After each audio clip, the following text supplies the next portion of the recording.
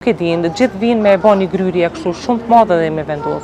Të gjeneratat e reja gjithmonë punoj pa gryrje, ose me një gryrje minimale, unë kom këthy buzëqeshen të shumë gjeneratat reja, tu e rujtë strukturën e dhëmbit komplet vitale, sepse i ka dhe ato pasojat e veta gryrja e madhe.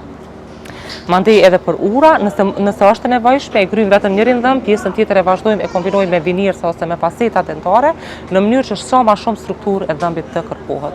Gjeneratat e reja bisedojna pak ma gjatë, e informojna a duhet, apo s'duhet, a duhet vinirs, a duhet kuror, do të thënë informacionin e shoh si pikën ma të rëndësishme të mundshme në pjesën e estetikës dentare. Më vje keq, por shpesh herë shumë i marketing jo të mirë. Shofim marketing, duhet të dallu marketingu jo i mirë prej marketingu të dur, sepse ka raste kur kërkimi informatës te personat e specializuar, te personat e kualifikuar, sepse jo pa më dyshë ne kualifikohemi për fushat të caktuara. Kur je profesionist dentar, atëherë bën punën tënde mirë dhe si duhet.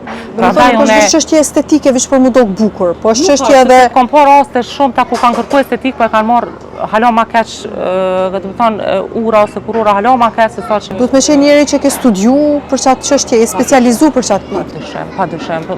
Unë kam kryer edhe trajnime jashtë vendit, edhe gjatë specializimit, do të thonë jemi të specifikuar për punën tonë të saktuar. Ne në ordinancë në Radent në Ferizaj jemi një ekip e punës, po se cili është i specifikun në fushën e vetë përkatëse dhe se cili e banë matë mirën e mundshme në fushën për të cilin është i specializun. Qëllimin e kritë kësaj është që pacienti me dalë i knashën, me qenë me undi mirë për ato që i cilën a i karë, sepse është një investim, janë gjana që kushtojnë, po edhe mos të kishin investimi është çështje e shëndetit, e cila është shumë e rëndësishme për pacientin.